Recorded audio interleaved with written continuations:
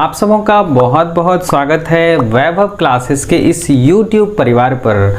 आज के इस वीडियो के माध्यम से हम लोग सीखेंगे वंशावली विश्लेषण क्या होते हैं, जिसको हम लोग पेडिग्री एनालिसिस कहते हैं। ये किस लिए इस्तेमाल किया जाता है और इसमें कौन कौन से जो हैं उपयुक्त संकेत होते हैं, जो आपके 12वीं के दृष्टिकोण से बेहद ही महत्वपूर्ण रहने वाला है।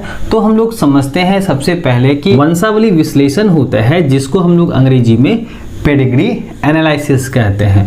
तो होता क्या है कि जब हम लोग कई पीढ़ियों का वर्णन जो है ना, हम लोग पारिवारिक वृक्ष या इसी को हम लोग बोलते हैं डायग्राम्स, यानी कि जो आपके फैमिली ट्रीज के माध्यम से दर्शाते हैं ना, तो उसे हम लोग क्या कहते हैं, वंशावली विश्लेषण कहते हैं। यानी वंशावली उनके जो पूर्वज हैं, है ना, उनका हम लोग विश्लेषण करते हैं एक डायग्रामेटिक ट्री में, तो इसको हम लोग क्या कहते हैं, वंशावली विश्लेषण कहते हैं। तो इसको हम लोग अंग्रेजी में ऐसे लिख सकते हैं कि the analysis of traits in several generations of a human families in the form of a family tree और with the diagrams is called pedigree analysis.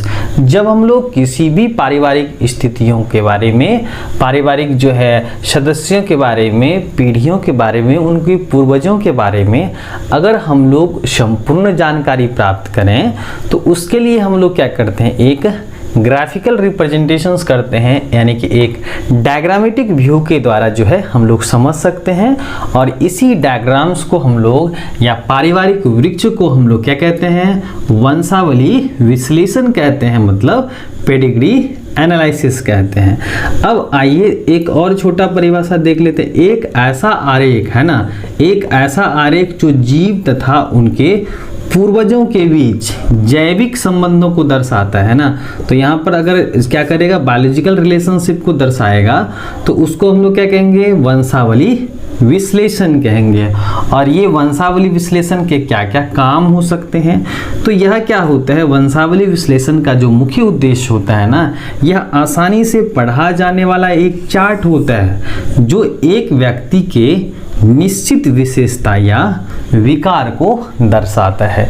यानी कि वंशावली विश्लेषण के माध्यम से हम लोग उनके जो है पारिवारिक जो स्थिति है, पारिवारिक जो पूर्वज थे, इनके बारे में जानकारी प्राप्त कर सकते हैं, या उनके सदस्यों में जो विशेषताएं थी इसके बारे में देख सकते हैं, और वह किसी न किसी वजह से अगर विकार के शिकार थे उनके बारे में हम लोग आसानी से जान सकते हैं। तो वंशावली विश्लेषण का ये फायदा हो जाएगा। ठीक है, अब आ जाते हैं संकेत पर कि इनमें से जो है कौन कौन से जो है आपके साइन इस्तेमाल किए जाते हैं। अगर हम लोग पहला देखते हैं संकेत, तो यहाँ पर अगर रेक्टेंगुलर रहेगा यानी चतुर्भुजाकार संरचना रहेगी, तो उसको हम लोग क्या कहते हैं, मेल कहते हैं। क्या कहते हैं, मेल, यानी कि वो नर होता है, इससे हम लोग सूचित करते हैं।